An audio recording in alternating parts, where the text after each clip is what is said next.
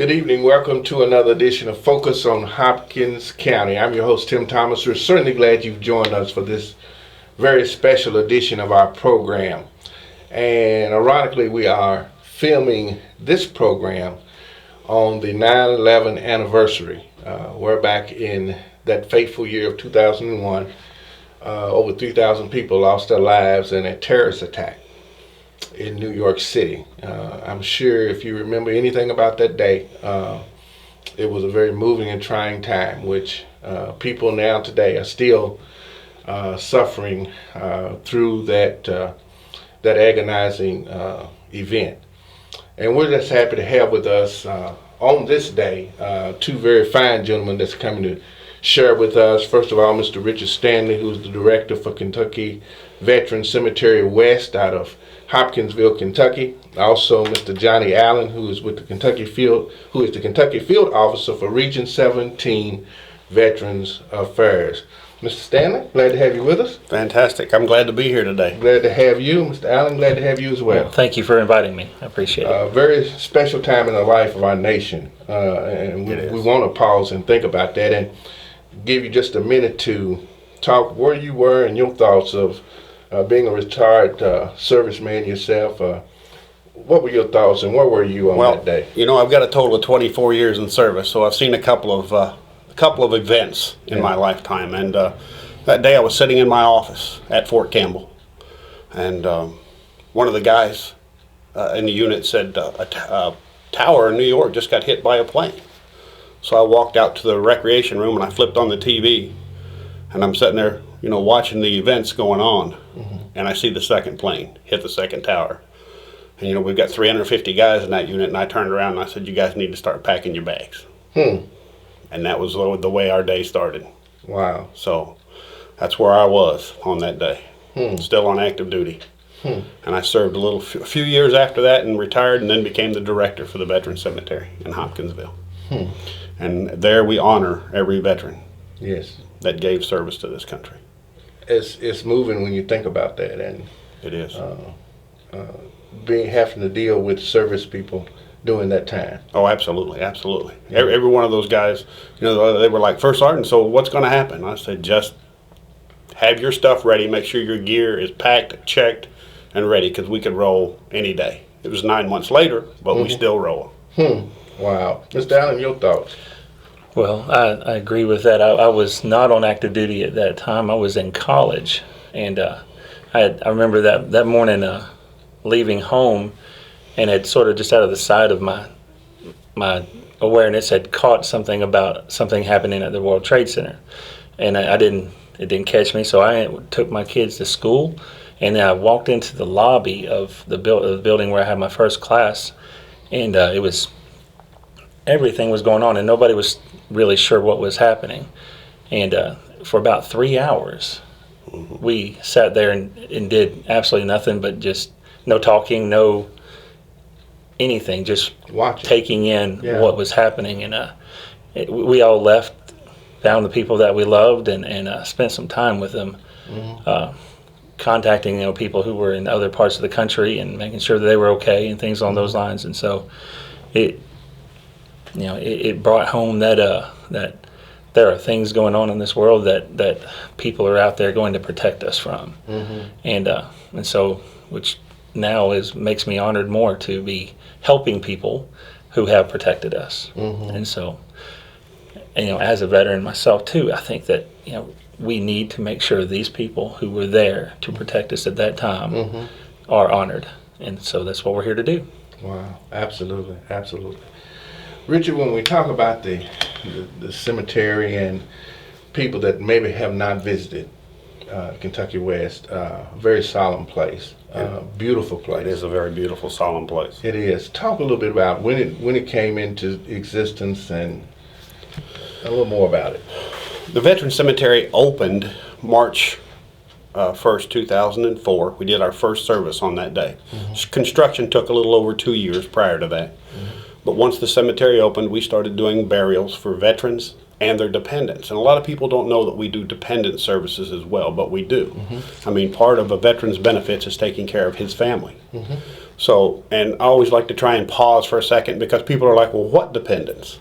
You know, children can be buried at the cemetery as well. And that's under 21. As long as they're a dependent to the veteran, they can be buried there if something were to happen to a child. Now, it's 24 if they're going to college. But, you know, if we have a child that's handicapped, they're still a dependent.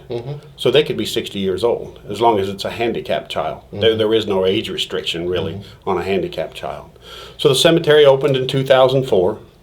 We've done a little over 3,400 services in the 12 years that we've been open. And it's actually 14 years now that we've been open. So, and I've been there ever since the days of construction, so I've seen every single burial. You know, what we do there is the committal service, basically. So funerals are, you know, broken up into two parts. You have the memorial service, and then they come to the cemetery to do the burial, and we do what we call a committal service. Basically committing the veteran to his grave and his spirit to God. Once that service is completed, we do military honors following that. And that is the part that, you know, brings so much emotion back to the family. To hear those rifles ring and to hear that bugle wail, that final song, it brings tears nearly every day to those families. As I said, veterans that serve on active duty are eligible. Veterans who retire from Guard and Reserve service are eligible as well. And spouses, of course, can be. Spouses, dependent spouses are absolutely. Wonder if you have a veteran that has been buried in another cemetery. We've done actually 12 services where we've relocated someone from another cemetery. The family's responsible for the cost to get them to us, but once they get to us, there is no additional cost. It's absolutely free for veterans. There is a $500 fee for dependents, and I always like to get that out there so people know that it's not free for dependents. It is $500. But, I mean, the VA provides the space. They provide the opening and closing of the grave. They provide the concrete grave liner that goes in the grave, and they provide the headstone. So that $500 is not really that bad considering what the VA provides. Sure. Absolutely. When they drive up to the cemetery for the final committal, there is a pavilion of some kind, like a chapel pavilion. There is an outdoor. Describe that to us. There is an outdoor committal shelter there. It is one of the most beautiful pieces of architecture. I was an engineer in service, so I know what I'm talking about when I'm talking about construction. And this is one of the most beautiful pieces of architecture that I've ever seen in my life. It's all hand-laid stone. It's limestone and ashlar, and it's a mix. You know, the capstones are all limestone, but it's a place of honor. And the family holds the service. We hold the committal service there. It has a beautiful cedar ceiling, and then it has stained glass out of an Army chapel. The church was 101 years old. Fort Polk, Louisiana, they tore it down, and we went down there before the cemetery was open and procured the glass from that chapel and put it in the top of our committal shelter. It's beautiful too. It is a beautiful committal shelter. It is. It really is. The stained glass just adds to that final accent. Having me being in the funeral business myself, and I've been out there several times for committals and that type of thing. To see you in action and see how dedicated you are to serving the families, and every time you're putting your all into it. Oh, absolutely. If we don't give it our 100%, then there's no reason for us to be there.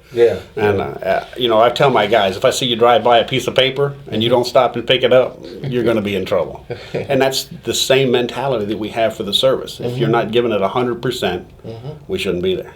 We should let someone have that job that wants to do it that way. That's true. You know, everybody has a motto for their place of work. Well, ours is to exceed any expectations that the families have. And that's what we try and do every day. We try and exceed any expectations that the funeral home or the families have. Right. You have to schedule them.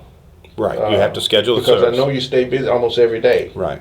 On the hour or so. How does that work? Usually, most services that we do come through a funeral home. The funeral home will call us, and based on their schedule and our schedule, we'll work out a time for them to arrive at the cemetery. We do services between 9 and 2. That's because the 2 o'clock service is our last service for the day, because we have to have all of the graves closed and ready for visitation by the end of the duty day.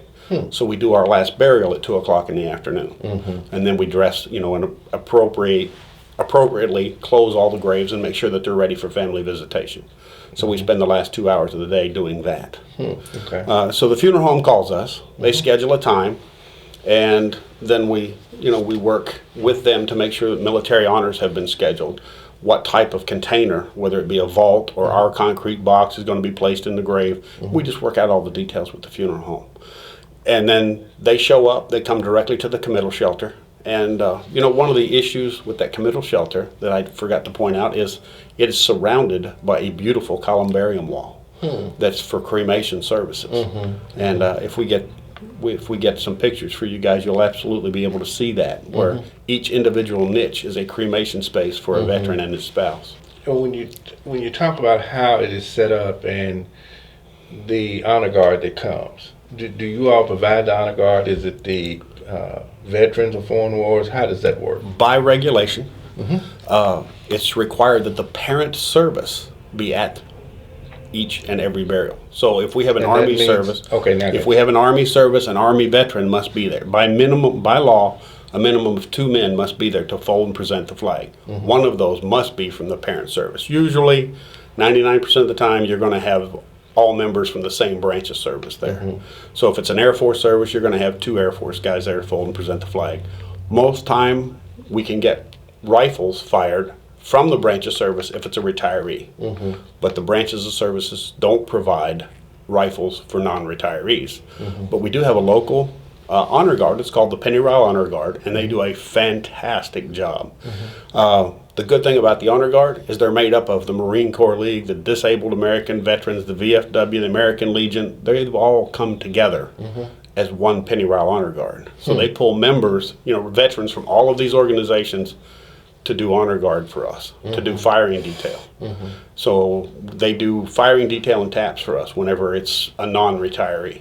Who is eligible for military at the church or at the funeral home? Okay, our eligibility at the cemetery? Yeah, eligible to maybe have military personnel to go to the church or to be pallbearers. All right. Veterans who have served on active duty prior to 1980, during those days of the draft, have to have active duty service. And that can't be for training. It has to be active duty service. A lot of members went into active duty, did their basic training and those kind of things. Those guys are eligible if it was active duty. A lot of Guard and Reserve guys will come on to active duty, but that's considered training for them. So it actually has to be active duty service, not training. Those gentlemen are eligible.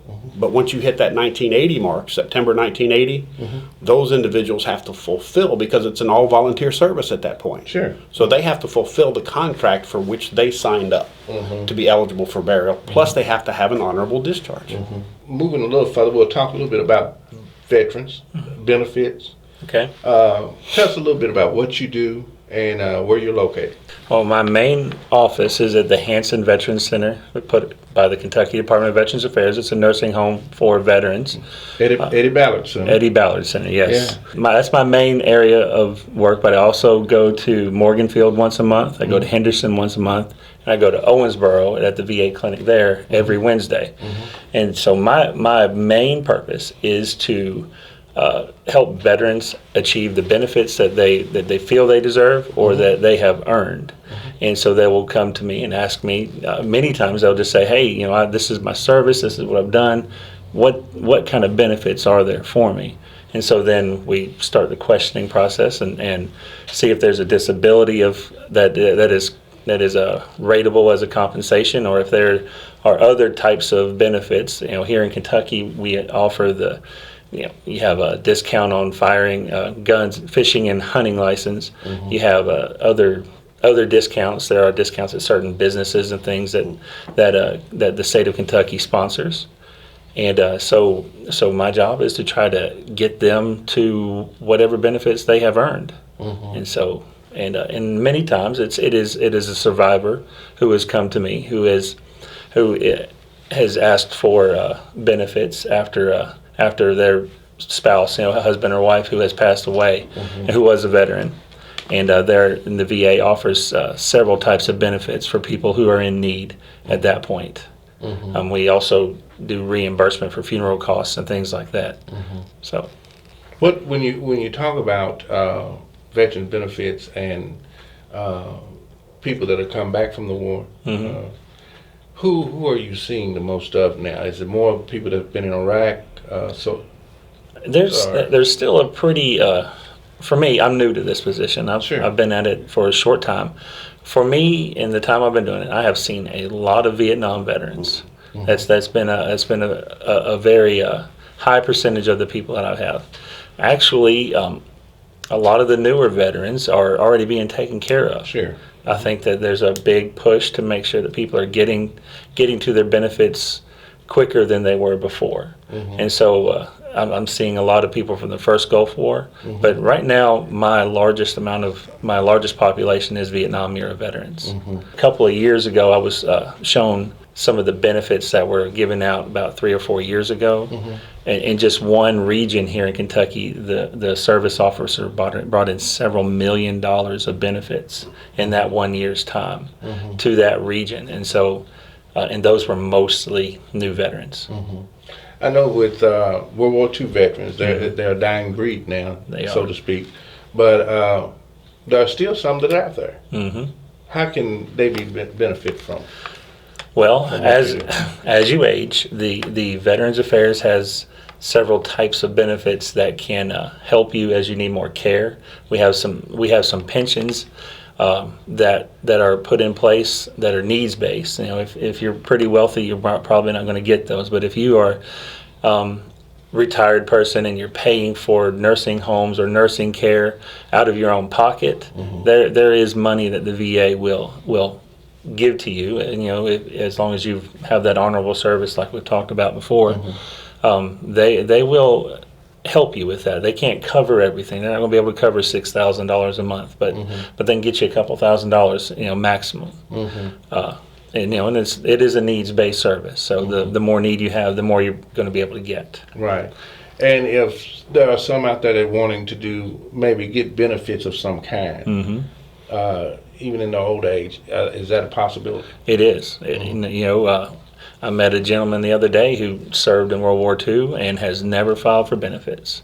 And at this point, he's needing some help, so he's come for me for some help, and more than happy to help him get what he deserves. And he probably deserved something quite a long time ago. And but you know, we're going to get him what he can, what we can anyway, for him now. What led you into this? I mean, it's really giving back, though. It is, in a manner of speaking. Yes. Well, you know, there's a lot of things that lead you into this. The moment I found out about this position, it was all I could think about, and I even went through some extreme measures to get this position, because you know a lot of times you fill out an application online and you never hear anything. Well, I took it upon myself to find the supervisor and make sure that he got my name from an outside source. Say, hey, you know, take a look at this, please.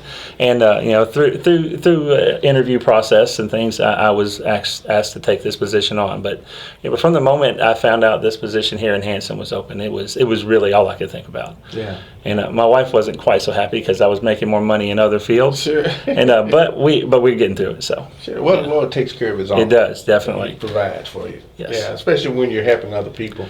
And happy doing it. And happy doing it. Yes. It's always good when you're happy doing something that you enjoy doing. Don't want to be cliche, but you always hear that you never work a day if you enjoy what you're doing. Well, I'd like to add a little bit to that. What do you say when it's a privilege? You know, when you go to work and it's a privilege to go to work, you can't even really call it a job. You know. Yeah. And so that's how I feel right now doing this. How can you be reached? Well, I can be reached at the Kentucky Veteran Center in Hanson. There's the phone number. You'll have that posted on the screen. But email is probably the best way to get a hold of me because I'm not in my office all the time. So if you get an email to me, you can rest assured I'll see it that day. What would you want someone that's listening that is in need of help for Veterans Affairs, veteran benefit? What would you want them to know? What's the important thing for them to know? Well, I'm going to tell you the first thing is this isn't a handout. This isn't welfare. This isn't Sure. anything. You have earned this by Absolutely. serving in the military, and that's the first thing. Mm-hmm. Because I hear so many people say, "Well, I just don't deserve it." You know, my friends were injured severely or even passed away, and I just didn't feel like I deserved anything. Mm-hmm. Well, we're here to tell you that you do, and that's the first thing, and that's the biggest barrier that we receive, because there's people feel like they're asking for something for nothing, and that's not the case. And the second thing is tell me what you need. Tell the truth, and we will tell the truth to the VA, and that generally gets us what we're looking for. And you know, most people are understanding, you know, that not everything is connected to the VA. Not everything is connected. So we, you know, we go through those things, and we will help you as best we can. Richard, the place of honor, the final resting We place. call it the National Shrine. Because it is. Yeah. It actually is a shrine to each and every member buried there, but it's also a shrine to their service. Yes. Yeah. Well, they're at the National Shrine. They are. When the final bugle has blown and the sunset comes and you get ready to leave, what are your thoughts when you get ready to leave that cemetery and you've laid to rest those that have served? Those that have served. Yeah. Every day, my job is to make sure that place is pristine. As I said, if a piece of paper blows by, somebody's going to pick it up because they know that's the law of the land. And it's that same way. Every grave is prepped for visitation, so that when a family comes, you know, after 4 o'clock, then that place is still a shrine. It's still, when they come up to that grave that's closed and it's dressed and ready for visitation, that's our job, and that's what we make sure of before we go out that gate. And you know, there are several of those veterans in there. When I go to the committal shelter every day, and I said that columbarium wall's there, and I'll stand and I'll read those awards and decorations that are listed on their headstones. So many of them have Purple Hearts. So many of them have Bronze Star with Valor. And the only way to get a Bronze Star with Valor is to get it in combat. So you know those men were in combat, every one of them. That have those kind of awards up on that wall, that Purple Heart and that Bronze Star with Valor. It just means so much. And there are several that are buried there that are really true war heroes. And they are. And you know, they're not the TV war hero. They're the man that pulled their buddy out of a firefight. They're the man that, you know, did the right thing at the right time because he was supposed to. Those Many are of the them kind are forgotten, aren't they? Many of them are forgotten. But their families don't forget them. Yeah.